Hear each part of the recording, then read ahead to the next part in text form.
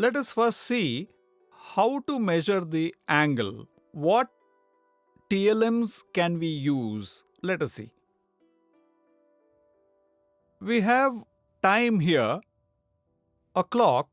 Behind that, we have something to measure the angle. On this side of the clock, we can use this to measure the angle. See, if we look at time, this is how we read time. This is how the hands are. This is how it moves. From left to the right. However, when we measure the angle from right to left, this is called anti-clockwise movement. We need to measure the angle in the opposite direction of the clock movement. That is, if the children know how the hands of a clock moves this way and the angle should be measured the other way. They should know this concept very well. Now, why should we learn the angles in the first place? What is an angle? Angle is, we normally give a definition. When two lines meet, there is an angle.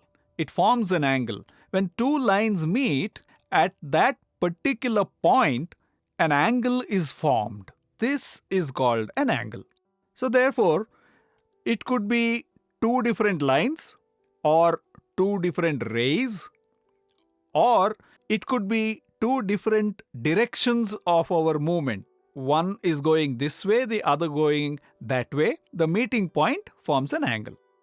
So, how do we learn angles and then use it in our day-to-day life? Let us look at it. First, let us understand a few things about angles. Angles, as we saw earlier, are measured in the opposite direction of a clock movement. We keep one line as the baseline. When that line meets with another line at this particular point, when another line comes and meets here, what forms here is this angle. This hand stays constant always. The other line moves in a direction opposite to the clock. It moves in a circular fashion.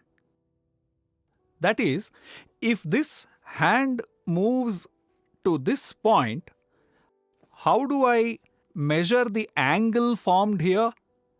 This is 50 degrees. If the line moves here, then it is 90 degrees. When we have to measure this angle, the unit is called degree. The numbers that are written here, 10, 20, 30, 40, 50, 60, they have written a few numbers here. This particular circle has been divided into 360 equal parts. So, to measure this angle, this line and this line, what is the angle between them? We can say it is 50 degrees. When it comes here, 90 degrees. If it moves away, it is 130 degrees. If it comes here, 180 degrees. Observe this particular line, it always stays at 0. This begins at 0. Now it is 230 degrees, 300 degrees here.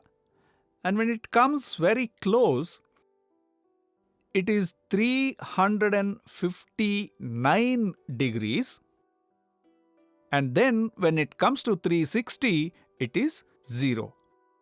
Now, if we have to measure this angle, it is at 0 degrees. If this moving hand comes a full circle, it is 360 degrees.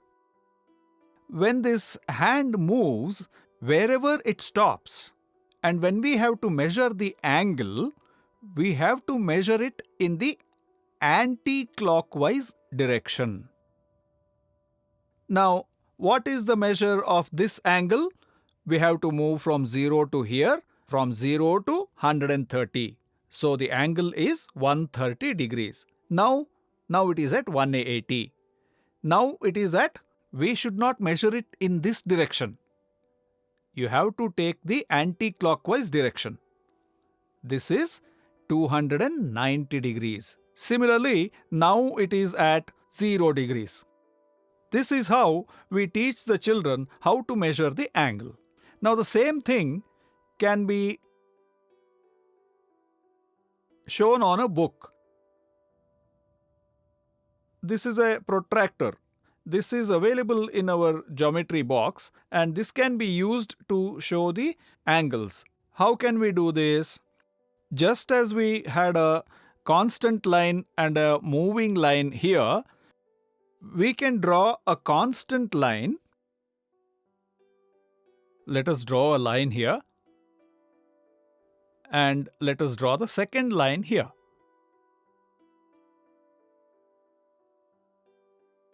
Now, the first line meets the second line in this particular point.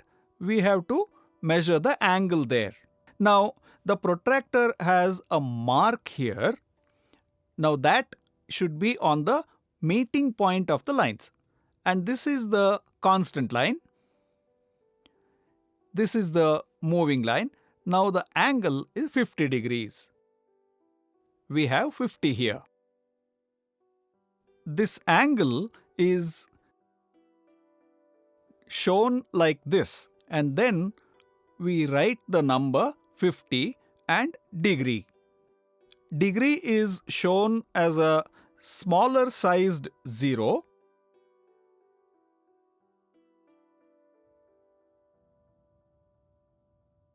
And this angle, the distance between the two lines meeting at this point, this is called the angle. This is 50 degrees. How did we measure this? We placed the mark at the meeting point, and the constant line is here, and then the moving line is here. These two lines have met at this particular point, and the distance between them is 50 degrees. This is actually a skill-based concept. That is, how do we keep the protractor? Where is the 0? Where do we begin? How do we measure it? Is it this way or that way? What should we read in it? All these things should be taught in great detail. Now this angle, we have been using a number to denote it. We have 20, 30, 40, 50, 60 degrees, etc. Some angles have a name too. The names are from 0 to 89 degrees. That is, if it is anywhere less than 90 degrees, it is called acute angle. This is called an acute angle.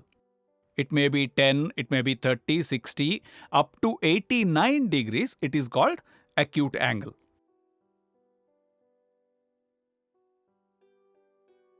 Once it reaches 90, there is a different name. It is called right angle.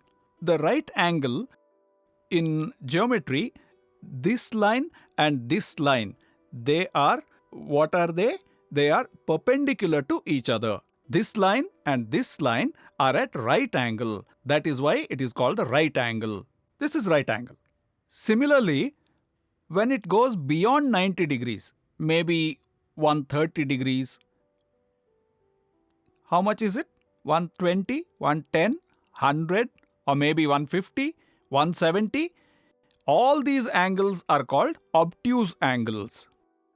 And when it comes to 180 degrees, from here to here, it is called a straight angle. Look at the straight line. It looks like a straight line. That is why it is called straight angle. Till here, that is up to 4th and 5th graders, we need to introduce these angles. If we go beyond this point, this is called a reflex angle. This will be for higher classes. When they go beyond the primary level, they will be taught at that level.